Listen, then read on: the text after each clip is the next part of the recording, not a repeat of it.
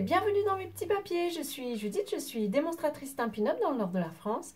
Et le projet de carte simple et rapide que je vous propose de faire aujourd'hui, c'est une adaptation d'une carte que j'ai échangée avec Elodie Tanchot. Une jolie carte, elle est vraiment, j'aime vraiment bien son illustration. Qui est faite avec les cartes notes de Stampin' Up. Allez, on va faire la même chose mais sur un autre thème ensemble. C'est parti! Comme je vous le disais, la matière première, la base de cette carte, si j'ai bien repéré, c'est un lot de cartes notes et enveloppes, je vais y arriver. Donc, ils sont déjà toutes prêtes. Si vous n'avez pas de coupe-papier, si vous vous lancez dans la création, c'est une solution. On a une petite enveloppe déjà toute prête et des cartes. Donc, tout ça, c'est en 20 exemplaires. Et vous avez déjà vos matières premières qui sont toutes prêtes et découpées. Pour suivre l'illustration de l'original, j'ai aussi découpé un morceau de papier cartonné. Ici, c'est en... je pense que c'est sapin ombragé qui mesure 10 cm sur 7, un morceau en grenouille guillerette qui mesure 9,5 cm sur 6,5 et un morceau blanc qui mesure 9 cm sur 6. On va tamponner ça. J'ai choisi le thème du set de tampons que j'ai mis je ne sais plus où. Où s'est-il caché? Ici. Du set de tampons Jardin des Prés.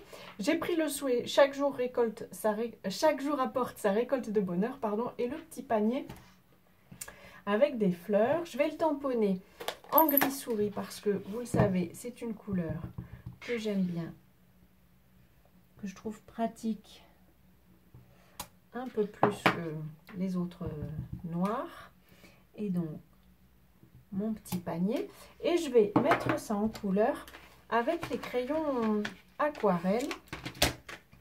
Alors je les utilise, c'est encore les anciens, ça se voit, c'est même encore l'ancienne charte de couleurs de Stampin' Up, mais ça me va bien, ça me plaît bien. Est-ce que j'ai pris la bonne couleur? Oui. Je vais pas faire quelque chose de compliqué, je vais juste utiliser les crayons de couleur comme des crayons de couleur. Vous pourriez ensuite modifier un peu l'aspect de la mise en couleur avec un blend. Donc, je suis en train de me demander si j'essaierai pas quand même, rien que pour le plaisir de vous montrer ce que ça fait.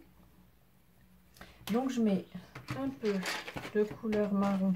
Je ne sais même plus quelles sont les couleurs qui se trouvent dans les nouveaux lots, mais ça ce sont deux lots qui datent de avant la dernière refonte des couleurs. Donc j'ai des couleurs qui n'existent plus, qui ne sont plus au catalogue, mais je vais quand même tenter d'utiliser les couleurs qui y sont. Ici c'est grenouille guillerette, comme vous voyez la taille du crayon, c'est une couleur que j'aime beaucoup. Et alors on va faire les fleurs de quelle couleur? C'est quoi le rose qui est ici? C'est flamant fougueux. Ah, il y a grappe gourmande, j'aime bien grappe gourmande. Allez, hop, on va faire les fleurs en grappe gourmande. Et donc, juste, je les colorie comme à l'école, en faisant attention de ne pas dépasser, c'est tout.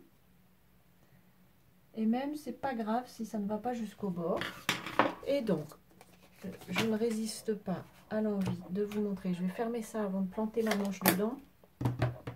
À l'envie de vous montrer ce que ça donne si on utilise ensuite un blender. Alors ça s'appelle crayon estompe. Ce qu'il vaut mieux faire quand même, c'est passer d'abord sur les éléments qui sont de la même couleur. Donc là, je commence par les couleurs marron. Et je ne sais pas si vous allez vous en rendre compte à l'écran, mais ça modifie, ça donne un petit peu plus de... Les couleurs sont un peu plus vibrantes, je trouve. Un peu plus... moins crayon, presque un peu plus feutre. Et donc de temps en temps, en tout cas, forcément entre chaque couleur, je passe mon crayon estompe sur le brouillon pour décharger, enlever la couleur en question. Et donc c'est pour ça que je vous disais, vous n'êtes pas obligé d'aller jusqu'au bout avec le crayon, parce que si vous utilisez le crayon estompe, il va étaler le crayon aquarelle. Hein, ce sont des crayons qui sont faits pour ça. Ça ne marcherait pas avec des crayons de couleur normaux. On va maintenant pouvoir assembler la carte. Je récupère les éléments qui sont les bons. On va coller le devant à l'adhésif c'est scellé parce que il est sur le devant et ça m'assure de ne pas avoir de, j'allais dire boursouflure, c'est un peu ça, c'est le papier qui a été humidifié avec la colle. J'ai cru comprendre, en tout cas c'est ce que disait une démonstratrice américaine qui vivait en Louisiane, que quand on vit dans une région un peu humide, ça fait ça. Et bon, je suis dans le nord et surtout cette année, c'est une région très humide. Nous avons énormément de pluie cette année. Et hop, j'ai choisi de ne pas décorer le tour pour rester simple, mais j'adore les effets de celui-ci. J'ai envie de garder l'idée du petit morceau de ruban sur le côté. J'aurais dû le placer avant, j'ai oublié. Ça n'est pas grave, je vais couper un petit morceau. On va voir si j'arrive à le glisser par-dessous. Je vais poser un point de colle comme ça. On va déjà voir si j'arrive à glisser ce côté-ci. Le mieux, ce sera quand même de le faire. Oui, je vais y arriver.